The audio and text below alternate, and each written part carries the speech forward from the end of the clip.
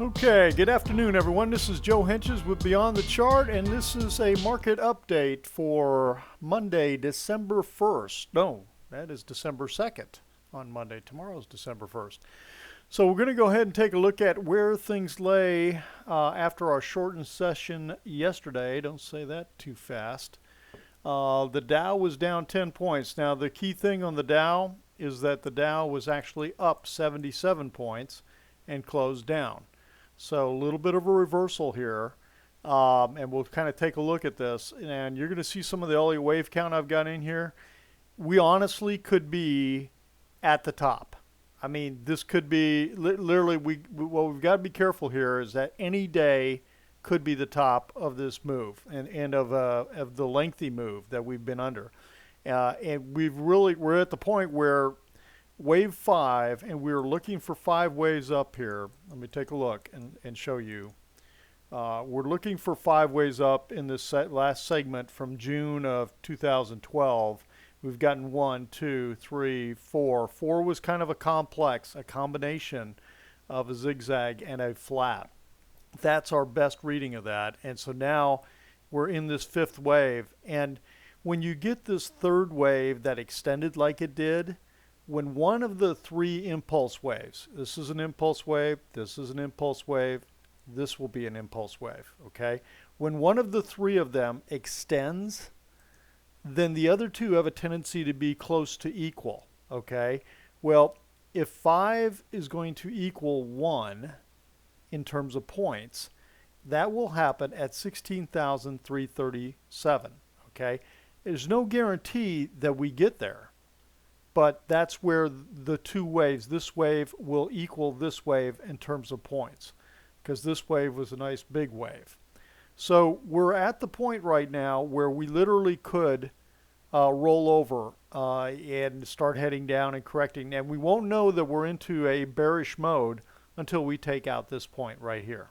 Okay, so we're going to need to see some things. So it's not like it's all going to happen tomorrow. I'm just saying that we could be very close and we could be at that type of point. We're seeing divergences. Okay. The divergences have not cleared out. A little bit on the RSI, but on here they haven't. And on the SPX, let's take a look at that S&P 500. Clearly have the divergences still in place. S&P keeps pushing up, but we've got the divergences.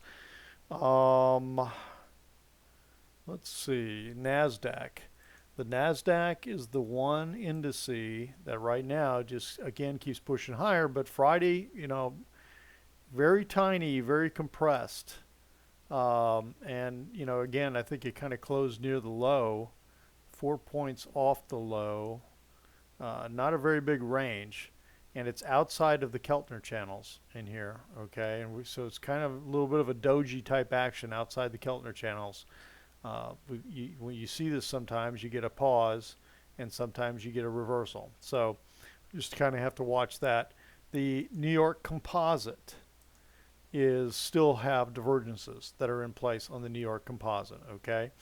And let's take a look at a couple of indicators. Let's take a look back at the high-low. This is the net high-low. So there were 204 more new highs than there were new lows on Friday. Okay. Now, it pulled up to this line.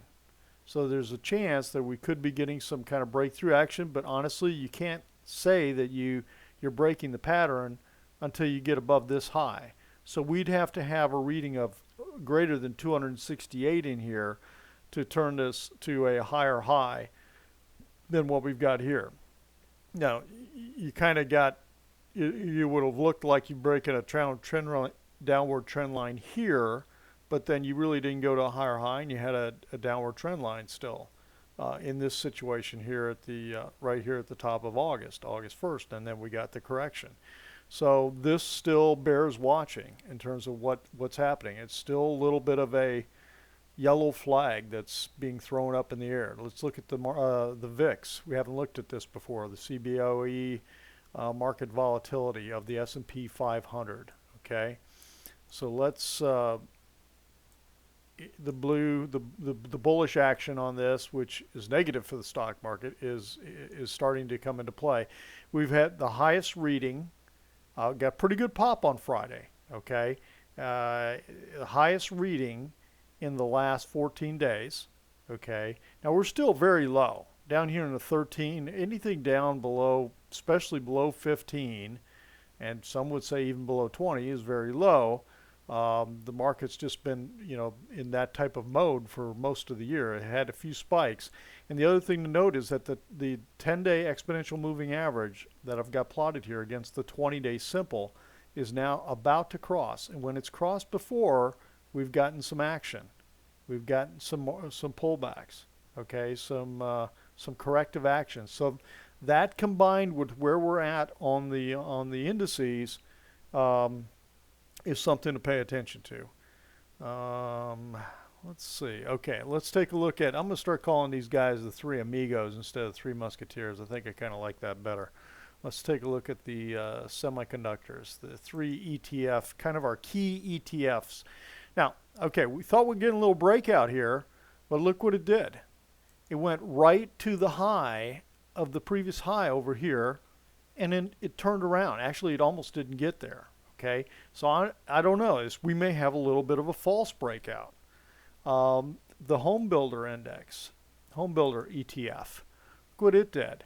We're thinking we're getting a breakout of this consolidation, but it goes right to this high over here and reverses. That means it opened up here and closed down here. Kind of a reversal bar.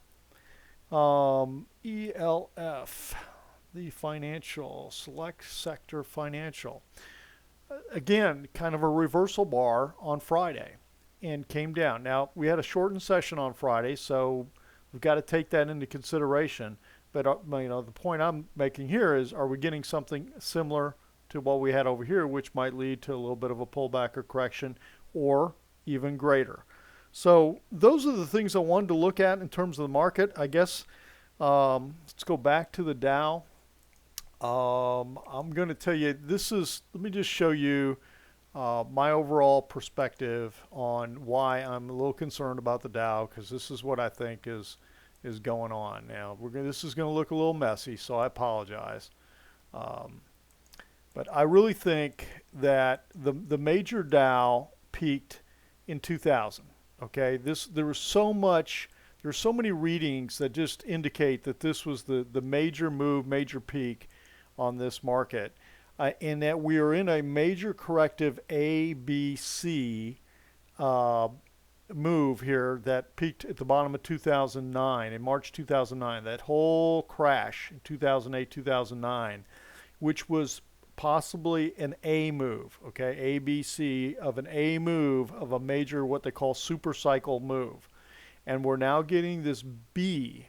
So here you got an A, B, C. We're now getting the B playing out, and we got one move here, another pullback, and another move, and that we're getting ready to roll over again.